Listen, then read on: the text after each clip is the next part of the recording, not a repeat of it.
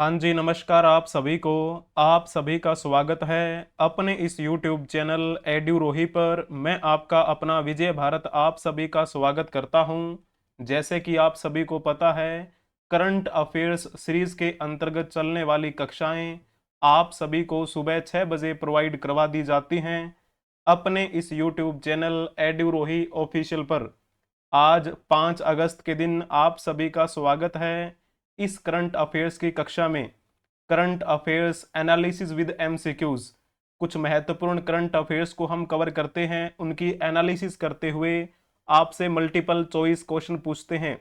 ऐसे multiple choice questions जो पहले कभी आपके एग्जाम्स में पूछे गए हैं या फिर आपके आने वाले एग्जाम्स के लिए जो इम्पोर्टेंट हो सकते हैं, उन्हीं क्वेश्चंस को आधार मानते हुए हम आपके लिए कुछ क्वेश्चंस लेकर आते हैं। जैसे कि आपको पता है, ये आपकी कक्षा मंडे टू फ्राइडे होती है। सैटरडे और संडे की आपकी छुट्टी रहती है। तो 3 अगस्त को सैटरडे था और 4 अगस्त को संडे था। इस वजह से आपकी ये क्लासेस नहीं हो पाई, 2 दिन छुट्टी। अब आज हम इन 3 दिनों का जो महत्वपूर्ण करंट अफेयर्स बनता है उनके बारे में बातचीत करते हुए आपसे मल्टीपल चॉइस क्वेश्चन पूछेंगे। ये जो करंट अफेयर्स की न्यूज़ है, ये हम द हिंदू न्यूज़पेपर से उठाते हैं या फिर जो प्रेस इंफॉर्मेशन ब्यूरो के द्वारा ऑफिशियली पब्लिश की जाती हैं वो न्यूज़ हम उठाया करते हैं। तो चलिए सबसे पहले आपको बता देते हैं आज इस कक्षा में हम क्या क्या बातें कवर करने वाले हैं। आंध्र प्रदेश को जीवन दान पुरस्कार मिला है।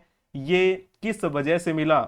आंध्र प्रदेश में अंगदान और जागरूकता संबंधी अभियान चलाया गया और उसी की वजह से उन्हें जीवन दान पुरस्कार मिला है। इसके बारे में हम डिटेल में बातें करेंगे और आपसे कुछ बातें भी पूछेंगे।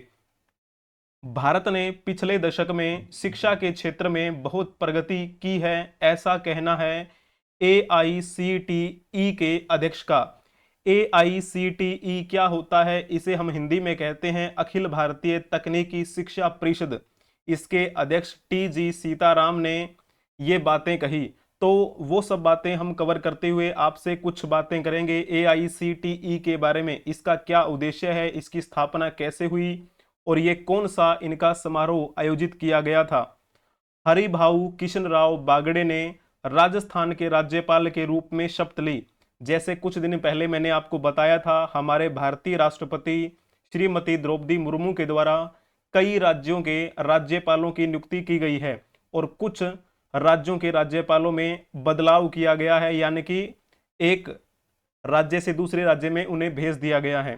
तो वो सब बातें मैंने आपको बताई थी। अब जो राज्यपाल नियुक्त हो चुके हैं वो शपथ भी ले चुके हैं। जैसे हरिभाऊ कृष्णराव बागड़े की बात करें, इन्होंने राजस्थान के राज्यपाल के रूप में शपथ ली है। जिष्णुदेव वर्मा ने तेलंगाना के राज्यपाल के रूप में शपथ ली है। गुलाब चंद कटारिया ने पंजाब के राज्यपाल के रूप में शपथ ली। संतोष कुमार गंगवार ने झारखंड के राज्यपाल के रूप में शपथ ली है। इनके बारे में आपसे कुछ बातें कवर करते हुए हम आपसे कुछ मल्टीपल चॉइस क्वेश्चन भी पूछेंगे। ठीक है, बड़ा ही आनंद आएगा, आपको चिंता करने की कोई भी आवश्यकता नहीं है। अगर आपको ये कक्षा पसंद आ जाती है तो कक्षा को लाइक कर दीजिएगा, अपने दोस्तों के साथ इसे शेयर भी कर दीजिएगा। अगर आपने अभी तक इस YouTube चैनल को सब्सक्राइब नहीं किया है तो सब्सक्राइब कर लीजिए, बेल आइकन बटन को भी प्रेस कर लीजिए ताकि समय से पहले आपको इस कक्षा की नोटिफिकेशन मिलती रहे। तो चलिए जी, शुरुआत करते हैं आज की इस कक्षा की। आंध्र प्रदेश रिसीव्स जीवन दान अवार्ड। आंध्र प्रदेश को जीवन दान पुरस्कार मिला है। For the first time Andhra Pradesh received the जीवन दान अवार्ड। पहली बार ऐसा हुआ है कि आंध्र प्रदेश को यह पुरस्कार मिला है क्योंकि इन्होंने अंगदान से संबंधित एक जागरूकता अभियान चलाया है और इन्होंने अपनी सेवाओं के लिए यह पहली बार जीवन दान पुरस्कार पाया है।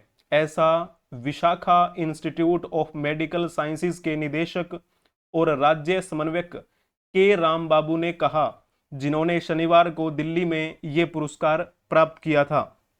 VIMS इसे हम बोल देते हैं, इसका पूरा नाम है Vishakha institute of medical science. इसके जो डायरेक्टर हैं इन्होंने ही ये पुरस्कार जो है वो दिल्ली में प्राप्त किया था। राष्ट्रीय अंगदान दिवस के अवसर पर ये एक कार्यक्रम आयोजित किया गया और इस आयोजन में यह पुरस्कार आंध्र प्रदेश को मिला। श्री राम बाबू ने एक विज्ञप्ति में कहा था कि इसी भावना से हम सभी लोगों, खासकर युवाओं में जागरूकता पैदा करने के लिए काम करने वाले हैं।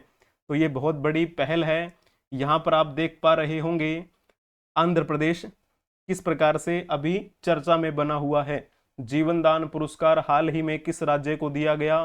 तो ऑप्शन में आपको आंध्र प्रदेश दिया होगा, तो वही आप टिक कर देंगे। आंध्र प्रदेश में अभी आप ये बताइएगा कि वहां के राज्यपाल कौन हैं। आंध्र प्रदेश के राज्यपाल कौन हैं? हालांकि जैसे कि आपको पता है कुछ राज्यों में नए राज्यपालों की नियुक्ति हुई है। आंध्र प्रदेश में राज्यपाल वही हैं जो पहले थे, यानी कि एस अब्दुल नाजिर। वहीं जब हम बात करते हैं बंडारू दत्तात्रेय, ये वर्तमान में किस राज्य के राज्यपाल हैं? तो आपको लिख देना है हरियाणा के वर्तमान में राज्यपाल है बंडारू दत्तात्रेय। आरिफ मोहम्मद खान जो हैं ये कहाँ के हैं? तो आपको पता होना चाहिए, ये वर्तमान में केरल के राज्यपाल की भूमिका निभा रहे हैं। क्लियर हुआ आपको ये पॉइंट? वहीं जब हम बनवारी लाल पुरोहित की बात करें, बनवारी लाल पुरोहित जो हैं वो पंजाब के 36वें राज्यपाल हैं। 36वें राज्यपाल कहाँ के? पंजाब के। ये पूर्व, आप कह सकते हैं पूर्व राज्यपाल पंजाब, क्योंकि अब पंजाब में भी नए राज्यपाल आ चुके हैं और उनका नाम क्या है? गुलाब चंद कटारिया, जो कि 37वें राज्यपाल हैं पंजाब के। ठीक है, हम बात कर रहे थे आंध्र प्रदेश के बारे में। आंध्र प्रदेश के वर्तमान में राज्यपाल कौन है? डी, अगर आपने सी ऑप्शन टिक किया है एस अब्दुल नाजिर, तो आपने बखूबी अच्छा जवाब दिया है। एस अब्दुल नाजिर जो कि सुप्रीम कोर्ट के रिटायर्ड जज हैं। वहीं हम बात करें आंध्र प्रदेश के जो सीएम हैं वो कौन हैं? तो इनका नाम आएगा नारा चंद्रबाबू नायडू। नारा चंद्रबाबू नायडू कौन सी पार्टी से बिलोंग करते हैं? तो आपने एक पार्टी का नाम सुना होगा, टीडीपी। इसका पूरा अनुवाद करें तो होता है तेलुगु देशम पार्टी। तेलुगु देशम पार्टी के अध्यक्ष हैं नारा चंद्रबाबू नायडू। विधानसभा के जो चुनाव हुए थे उसमें टीडीपी ने बहुमत हासिल किया और इनको अपना नेता चुना और ये वहां के मुख्यमंत्री बने।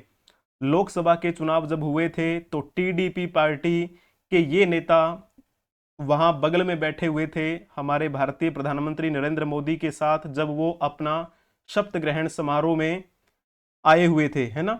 वहीं जब हम बात करें, ये चेहरा आपने शायद मूवीज में देखा होगा। भारत के दक्षिण क्षेत्र में जो मूवीज बनती हैं उनमें से ये चेहरा आपने जरूर देखा होगा। और ये किस वजह से जाने जाते हैं वहां पर? अभी ये डिप्टी सीएम हैं। इनका नाम क्या है? शायद आपने नाम इनका सुना होगा, पवन कल्याण सिंह, है ना। तो ये जो हैं वहां के डिप्टी सीएम हैं। क्लियर हुआ आपको ये पॉइंट? तो चलिए अब हम चलते हैं नेक्स्ट न्यूज की तरफ। India made strides in education in the last decade. AICTE chairman, AICTE के चेयरमैन का कहना है कि भारत ने पिछले दशक में शिक्षा के क्षेत्र में बहुत प्रगति की है। AGR Venkataramani conferred honorary doctorate at ICFAI convocation. AGR Venkataramani को ICFAI दीक्षांत समारोह में मानद डॉक्टरेट की उपाधि प्रदान की गई। The country made several strides in education in the last decade, especially in area of total enrollment, female enrollment, digital integration, research and development, and the government support in research and development. All India Council of Technical Education Chairman। अब इनका कहना है कि देश ने पिछले दशक में शिक्षा के क्षेत्र में प्रगति की है। खासकर अगर हम बात करें महिला क्षेत्र में, यानी कि महिलाओं की भागीदारी शिक्षा के क्षेत्र में बढ़ी है। डिजिटल एकीकरण के मुद्दे को देखा जाए तो वहां भी अपनी भागीदारी बढ़ी है। अनुसंधान और विकास के क्षेत्र में भी इजाफा हुआ है। और ये जब हम बात करें AICTE, जिसके चेयरमैन TG सीतारमण हैं, जो ये बात कह रहे हैं, AICTE के बारे में आपको पता होना चाहिए। इसकी फुल फॉर्म क्या होती है? All India council of technical education, ठीक है ना। तो चलिए इसके बारे में आपको बातें पता होनी चाहिए। अभी हाल ही में ICFAI फाउंडेशन का 14वां दीक्षांत समारोह हो रहा था, उसी में ये बातें इन्होंने कही। ये देखो ICFAI के बारे में आपको पता होना चाहिए, ठीक है। तो चलिए एक बार आप इस क्वेश्चन का जवाब देने का प्रयास करेंगे। अखिल भारतीय तकनीकी शिक्षा परिषद, जिसे हिंदी में कहते हैं, इंग्लिश में इसे हम कहेंगे all India council for technical education, AICTE की स्थापना कब हुई थी? जल्दी से आप इस क्वेश्चन का जवाब देने का प्रयास करेंगे। अगर इसमें आपने टिक किया होगा 1945, तो आपने बखूबी इसमें अच्छा जवाब दिया है। 1945 में AICTE की स्थापना हुई थी, ठीक है ना। तो ये ज़्यादा मुश्किल आपके लिए था नहीं, नवंबर की बात है जब इसकी स्थापना हुई। तकनीकी शिक्षा परिषद, नाम से ही पता चल रहा है कि किस लिए ये बनाया गया है। तो जो टेक्निकल एजुकेशन है, जैसे कि इंजीनियरिंग की बात करें, तो उस फील्ड में अगर देखें तो ये परिषद है, ठीक है। तो इसकी स्थापना कब की गई थी? 1945 में, ठीक है। चलिए अब हम इसके बारे में थोड़ा और जानने का प्रयास करेंगे। 1945 में इसकी स्थापना हुई, ठीक है। नवंबर आप लिख सकते हैं, नवंबर 1945 के आसपास की बात है जब इसकी स्थापना हुई। चलो अब हम जैसे नेक्स्ट बात करते हैं, हरिभाऊ किशन राव बागड़े स्वर्न in as Rajasthan governor. Hari भाऊ किशन राव बागड़े ने राजस्थान के राज्यपाल के रूप में शपथ ली है। और राज्यपाल के रूप में अगर देखा जाए तो ये राजस्थान के कौन से नंबर के राज्यपाल रहेंगे? तो ये 45वें नंबर के राज्यपाल हैं। इससे पहले कौन थे? तो इससे पहले थे कलराज मिश्र, जिनके बारे में आपने जरूर बातें पढ़ी होगी। कलराज मिश्र कौन से नंबर के राज्यपाल रहे राजस्थान में? तो आप कहेंगे कि वो तो 44वें नंबर के थे। अभी 45वें नंबर के हैं हरिभाऊ किशनराव बागड़े, ठीक है। तो ये पॉइंट आपको पता होना चाहिए। अभी जो बागड़े हैं इन्होंने जगह ले ली है कलराज मिश्र की। कलराज मिश्र का कार्यकाल 21 जुलाई को खत्म हो गया था, ठीक है। महाराष्ट्र विधानसभा के पूर्व अध्यक्ष, इनको पश्चिम राज्य में भाजपा के ग्रामीण चेहरे के रूप में देखा जाता है। इनके बारे में आप और भी जानकारी हासिल कर सकते हैं, सोशल मीडिया प्लेटफॉर्म के माध्यम से आपने जरूर पढ़ा होगा।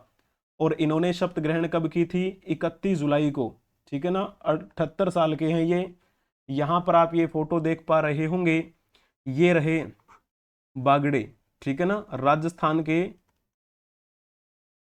अब आपसे एक क्वेश्चन पूछा जाए अगर कि राज्यपाल को शपथ कौन दिलाता है, तो आपको सिंपल लिख देना है जिस राज्य के राज्यपाल शपथ ले रहे हैं उसी राज्य के जो न्यायाधीश है, मुख्य न्यायाधीश, वो दिलाएंगे शपथ, ठीक है।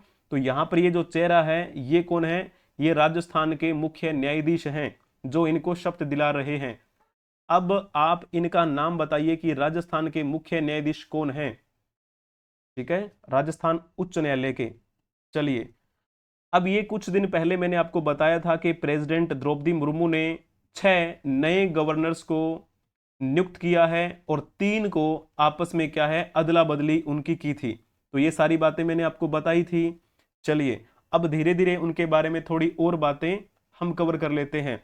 जैसे कि मैंने आपको ये तो बता दिया कि भारत के राष्ट्रपति के द्वारा नियुक्ति की जाती है राज्यपाल की, लेकिन इस क्वेश्चन का जवाब देने का प्रयास आप करेंगे, निम्नलिखित में से किसे भारत के राष्ट्रपति द्वारा नियुक्त नहीं किया जाता? जल्दी से बताने का प्रयास करेंगे। राष्ट्रपति के द्वारा जिसकी नियुक्ति नहीं होती वो है उपराष्ट्रपति। बाकी जो 3 ऑप्शन आपको दिखाई दे रहे हैं वो राष्ट्रपति के द्वारा ही नियुक्त किए जाते हैं। मुख्य चुनाव आयुक्त कौन होता है? आपने मुख्य चुनाव आयोग का नाम जरूर सुना है, जिसके बदौलत ही क्या होता है, भारत में चुनाव आयोजित करवाए जाते हैं। तो उसी मुख्य चुनाव आयोग के मुखिया होते हैं मुख्य चुनाव आयुक्त। मुख्य चुनाव आयोग को मुख्य निर्वाचन आयोग की बोला जाता है ना। तो वर्तमान में मुख्य चुनाव आयुक्त कौन है? तो राजीव कुमार हैं। राजीव कुमार के बारे में बात करें तो ये एक रिटायर्ड आईएएस अधिकारी हैं। इस चुनाव आयोग में मुख्य चुनाव आयुक्त के अलावा दो अन्य चुनाव आयुक्त भी होते हैं। ठीक है, एक का नाम तो ज्ञानेश कुमार है, एक का नाम संधू जी है ना। तो वो तो आपने देखा ही होगा, इनकी नियुक्ति को लेकर भी सवाल उठाए गए थे, लोकसभा चुनाव से पहले इनकी नियुक्ति हुई थी। प्रधानमंत्री वर्तमान में कौन है? सभी जानते हैं, नरेंद्र मोदी। और इनकी नियुक्ति भी किसके द्वारा की जाती है? राष्ट्रपति के द्वारा। राज्यपाल की तो हम बात कर ही रहे हैं, मैंने अभी आपको पिछली न्यूज में बताया था 6 नए राज्यपालों की नियुक्ति की गई है और 3 राज्यपालों का क्या किया गया है? रीशफल्स किया गया है, यानी कि अदला बदली की गई है। तो ये पॉइंट आपको पता होना चाहिए। अब हम चलते हैं नेक्स्ट न्यूज की तरफ।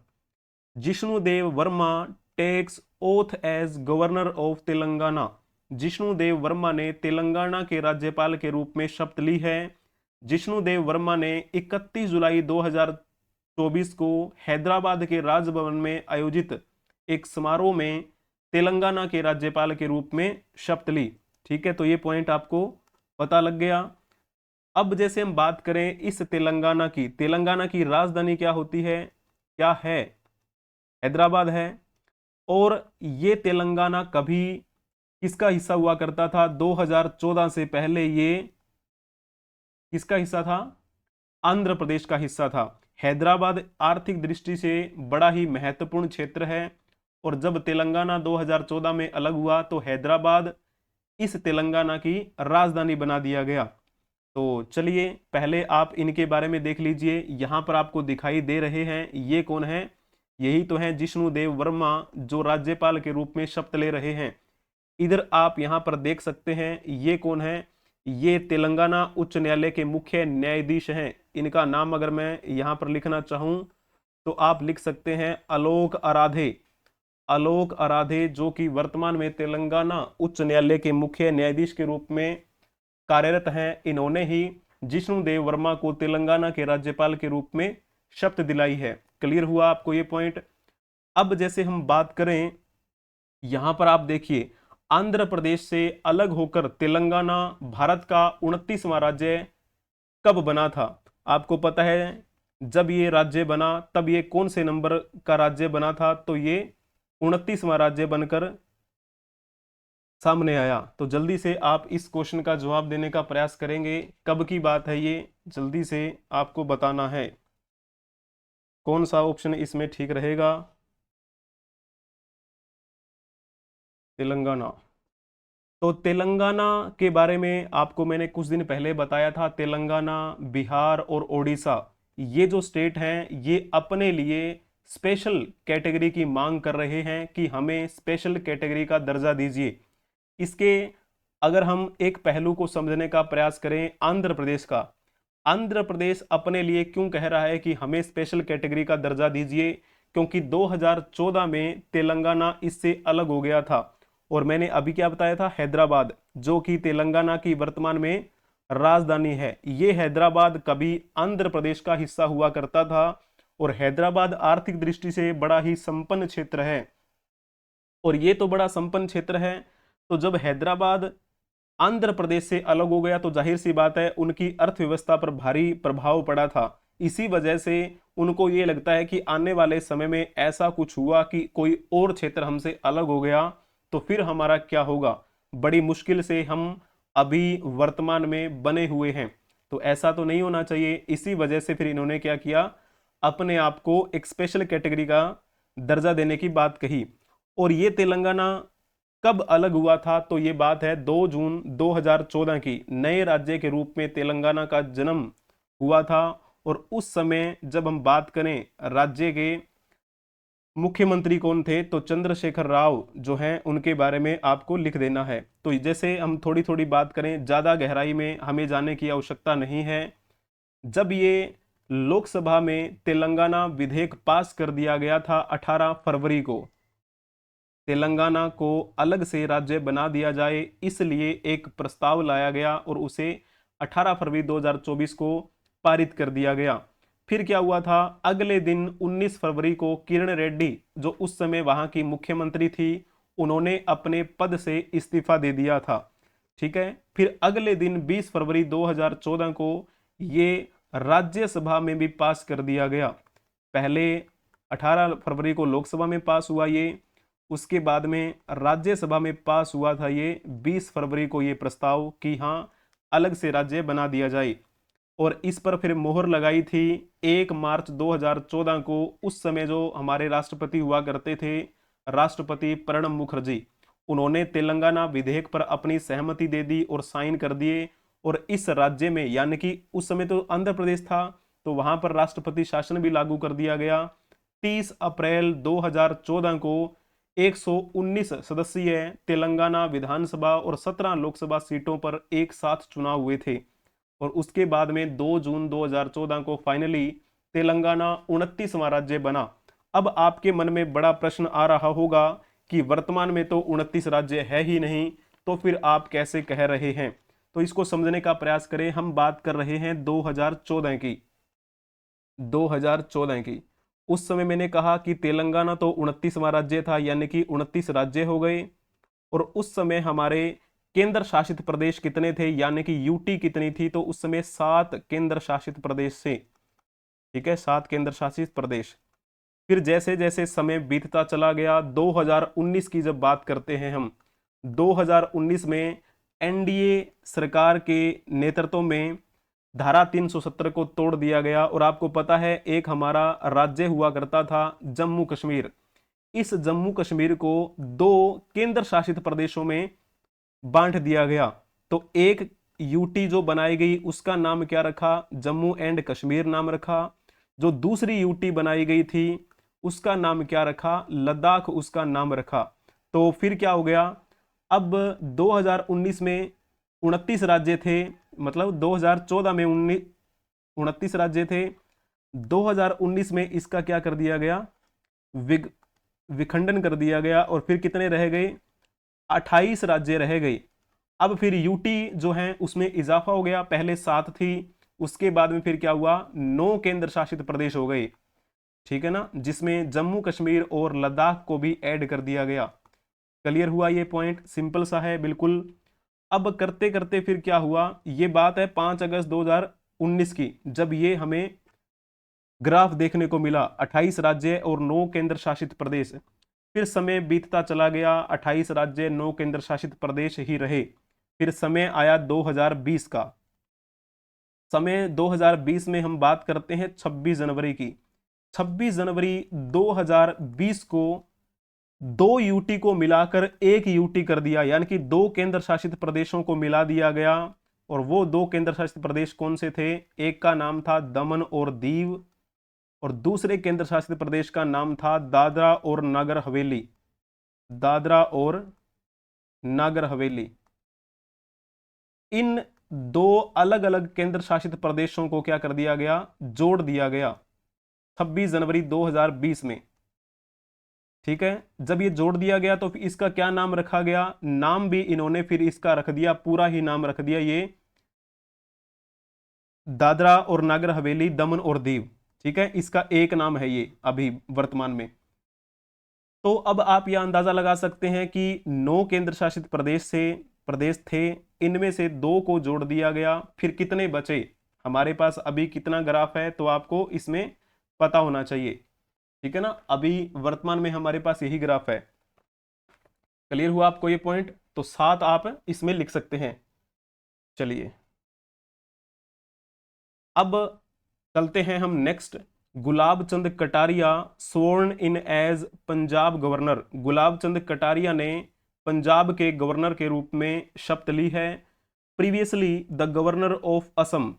गुलाब चंद कटारिया इससे पहले असम के राज्यपाल रहे और इन्होंने अब बनवारी लाल पुरोहित की जगह ले ली है और अब ये पंजाब के राज्यपाल बन गए हैं।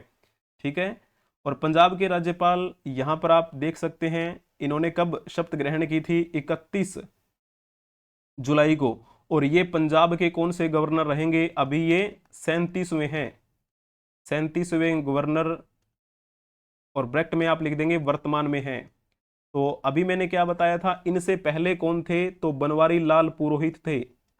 बनवारी लाल पुरोहित, ये कौन से नंबर के हो गए फिर पंजाब के, तो ये 36वें हो गए ना, इनकी जगह ले ली है 36वें गवर्नर बनवारी लाल पुरोहित जगह आ चुके हैं ये गुलाब चंद कटारिया। यहां पर आप फोटो देख पा रहे होंगे गुलाब चंद कटारिया की, पंजाब के। और पंजाब में अगर ये राज्यपाल बने हैं तो आप ये बताइए कि इनको शपथ किसने दिलाई है, तो जाहिर सी बात है, मैंने क्या बताया था, जिस राज्य के राज्यपाल शपथ ले रहे हैं उसी राज्य के जो उच्च न्यायालय बना होता है ना, उस उच्च न्यायालय के मुख्य न्यायाधीश शपथ दिलाया करते हैं। आपको पता है पंजाब और हरियाणा का उच्च न्यायालय एक ही है, उसे हम क्या बोल देते हैं, Punjab and Haryana high court उसे बोला जाता है। तो उसके जो मुख्य न्यायाधीश हैं उनका नाम क्या है, शील नागू।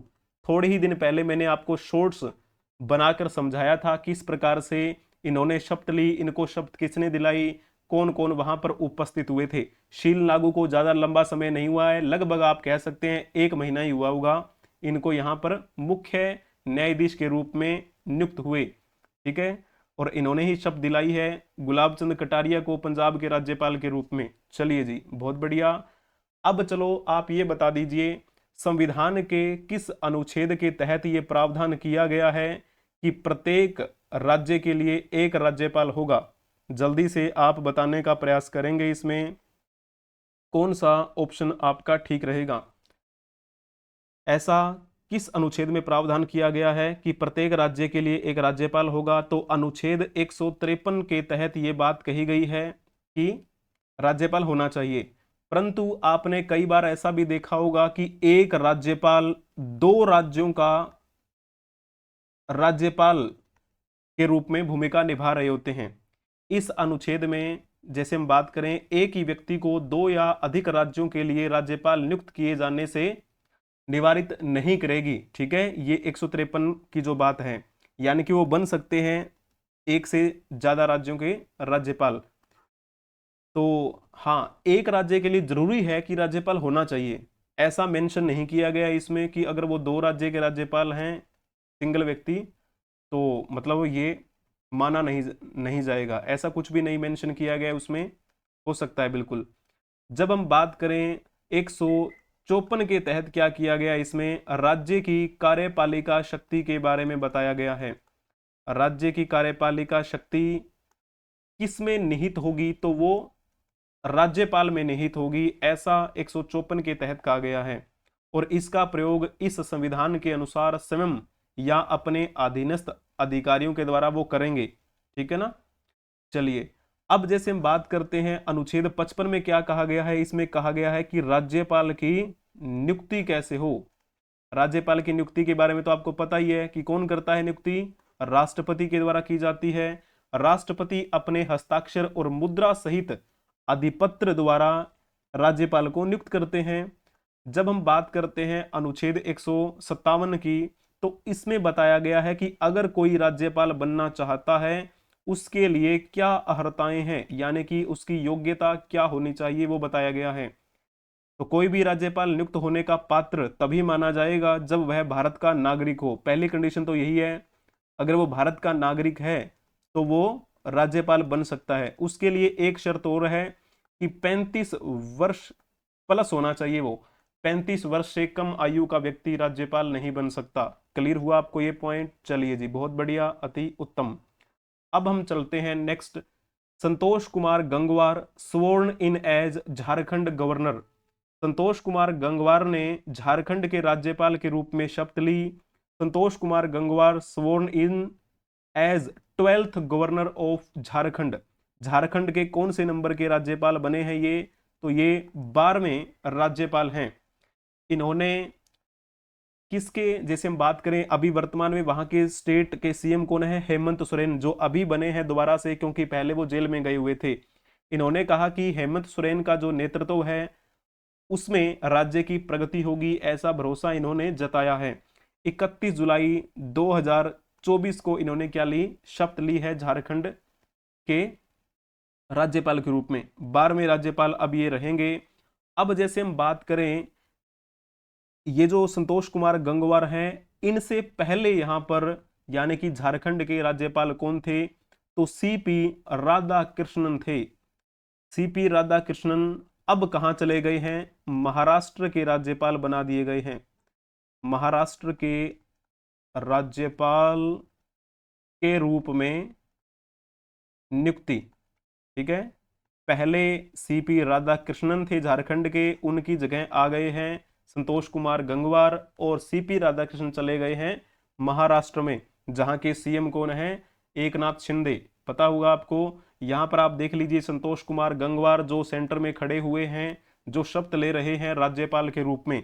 एक क्वेश्चन राज्यपाल के बारे में आप और बता दीजिएगा। राज्यपाल की सहायता और सलाह देने के लिए एक मंत्री परिषद का प्रावधान किया गया है हमारे संविधान में। क्या आप बता सकते हैं कि कौन से अनुच्छेद में यह प्रावधान किया गया है? जल्दी से आप बताने का प्रयास करेंगे। इसमें अगर आपने लिखा होगा अनुच्छेद 163, तो आपने बखूबी अच्छा जवाब दिया है। राज्यपाल की सहायता और सलाह देने के लिए मंत्री परिषद, ठीक है, तो ये बहुत अच्छी बात है अगर आपने बात बताई है तो। जैसे इन्होंने कहा है कि जिन बातों में इस संविधान द्वारा या इसके अधीन राज्यपाल से यह अपेक्षित है कि वह अपने कृत्यों या उनमें से किसी को अपने विवेकानुसार करे, उन बातों को छोड़कर राज्यपाल को अपने कृत्यों का प्रयोग करने में सहायता और सलाह देने के लिए एक मंत्री परिषद होगी, जिसका प्रधान कौन होगा, मुख्यमंत्री होगा। क्लियर हुआ आपको ये पॉइंट? चलिए बहुत बढ़िया। जब हम बात करते हैं अनुच्छेद 61 में, जैसे क्षमा की बात करते हैं, क्षमा आदि की, और कुछ मामलों में दंडादेश का निलंबन अगर करना है तो ऐसी शक्तियां राज्यपाल के पास होती हैं। किसी राज्यपाल की अगर हम बात करें तो उस विषय से संबंधित जिस विषय पर उस राज्य की कार्यपालिका शक्ति का विस्तार है, किसी विधि के विरुद्ध किसी अपराध के लिए सिद्ध दोष ठहराए गए किसी व्यक्ति के दंड को क्षमा करना, उसका प्रविलंबन करना, या फिर उसे एक बार के लिए रोक देना कि कुछ टाइम, तो वो ऐसी शक्तियां हैं इनके पास। तो जब हम बात करें 160 में क्या कहा गया है, कुछ आकस्मिकताओं में राज्यपाल के कृत्यों का निर्वहन, यानी कि राष्ट्रपति ऐसी किसी आकस्मिकता में जो इस अध्याय में उपबंधित नहीं है, राज्य के राज्यपालों के कृत्य के निर्वहन के लिए ऐसा उपबंध कर सकेगा जो वो ठीक समझे, ठीक है ना। 159 की बात की जाए तो इसमें क्या कहा गया है, राज्यपाल द्वारा शपथ, राज्यपाल द्वारा जो शपथ ली जाती है ना, तो वो जो बात कही गई है वो किस में कही गई है, 159 में कही गई है। प्रत्येक राज्यपाल और प्रत्येक व्यक्ति जो राज्यपाल के कृत्यों का निर्वहन कर रहा है, अपना पद ग्रहण करने से पहले उस राज्य के संबंध में अधिकारिता का प्रयोग करने वाले उच्च न्यायालय के मुख्य न्यायाधीश या उनकी अनुपस्थिति में उस राज्य के जो न्यायालय बना होता है उसके उपलब्ध जो भी एक आप कह सकते हैं उम्र में सबसे बड़े जो न्यायाधीश होंगे, उनसे वो शपथ ग्रहण कर लेगा। अभी जितने भी हमने बातें की है, सभी राज्यों के राज्यपालों को शपथ किसने दिलाई है, तो वहां के उच्च न्यायालय के मुख्य न्यायाधीशों ने दिलाई है। अगर मुख्य न्यायाधीश उपलब्ध ना हो तो फिर वो जो उम्र में सबसे बड़े न्यायाधीश होंगे उस न्यायालय में, तो वहां उनसे वो कर लेंगे। बाद में वो पूरी शपथ, मैं ईश्वर की शपथ लेता हूं, ठीक है ना, वो सारी बातें इसमें कही गई हैं 159 में। अब जैसे बात करें, राज्यपालों का सम्मेलन अभी हुआ है, 2 दिन का ये कार्यक्रम रहा। इसमें हमारे राष्ट्रपति श्रीमती द्रौपदी मुर्मू ने अध्यक्षता भी की और ये कार्य संपन्न भी हुआ। जन साधारण के लिए कल्याणकारी योजनाएं किस प्रकार से बढ़ाई जा सकती हैं, ऐसे मुद्दों को लेकर बातचीत हुई। और उद्घाटन भाषण में आप पढ़ सकते हैं ऑफिशियल वेबसाइट पर कि क्या क्या इन्होंने अपनी बातें रखी। इनमें जगदीप धनखड़ जो हमारे उपराष्ट्रपति हैं वो भी शामिल हुए, भारतीय प्रधानमंत्री नरेंद्र मोदी भी शामिल हुए, और भी वहां पर जो हमारे गृह मंत्री हैं वो भी इस उद्घाटन सत्र में शामिल हुए थे। तो कई इन मुद्दों पर बातचीत हुई। लेकिन कई बार आपसे पूछा जा सकता है कि राज्यपालों का अभी हाल ही में कौन सा सम्मेलन संपन्न हुआ। यहां पर देख लेंगे, सभी राज्यों के राज्यपाल यहां पर उपस्थित हुए। केंद्र में आपको यहां पर दिखाई दे रही होंगी हमारे भारतीय राष्ट्रपति श्रीमती द्रौपदी मुर्मू, ठीक है ना। तो इनकी अध्यक्षता में ये कार्यक्रम संपन्न हुआ। पहला आप ये क्वेश्चन बताने का प्रयास करेंगे, हाल ही में राज्यपालों के किस सम्मेलन की अध्यक्षता राष्ट्रपति श्रीमती द्रौपदी मुर्मू के द्वारा की गई है।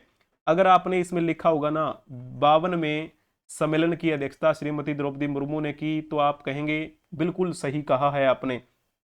इससे पहले की बात करें तो राज्यपालों का सम्मेलन 51वां सम्मेलन जो कि कब हुआ था, 2021 में हुआ था। अभी क्या है, 2024 चल रहा है और कब से कब तक ये आयोजन किया गया है, तो 2 अगस्त 2024 से लेकर ये 3 अगस्त 2024 तक ये किया गया। और इसका नेतृत्व कह सकते हैं, शुरुआती दौर में इसका उद्घाटन किसने किया, श्रीमती द्रौपदी मुर्मू ने किया। वहीं जब हम इससे पहले वाले राज्यों के राज्यपालों के सम्मेलन की बात करें जो 2021 में हुआ था, उस समय हमारे राष्ट्रपति कौन थे, तो रामनाथ कोविंद ने अध्यक्षता की थी उस समय, रामनाथ कोविंद। ठीक है, ये क्लियर हो गया आपको। कई बार आपसे ये पूछा जा सकता है कि राज्यपालों का पहला सम्मेलन कब हुआ था। ठीक है, ये तो चलो बता दिया, वर्तमान में कौन सा हुआ है, इससे पहले कौन सा हुआ, लेकिन सबसे पहला सम्मेलन कब हुआ था, 1949 में हुआ था, जिसे हम राष्ट्रपति भवन कह देते हैं वर्तमान में। उसे उस समय पहले क्या बोला जाता था, उसे हम कहते थे गवर्नमेंट हाउस। गवर्नमेंट हाउस उसे बोला जाता था, जिसे हम वर्तमान में राष्ट्रपति भवन के नाम से जानते हैं। तो वहीं पर इसका आयोजन किया गया था पहले राज्यपालों के सम्मेलन का।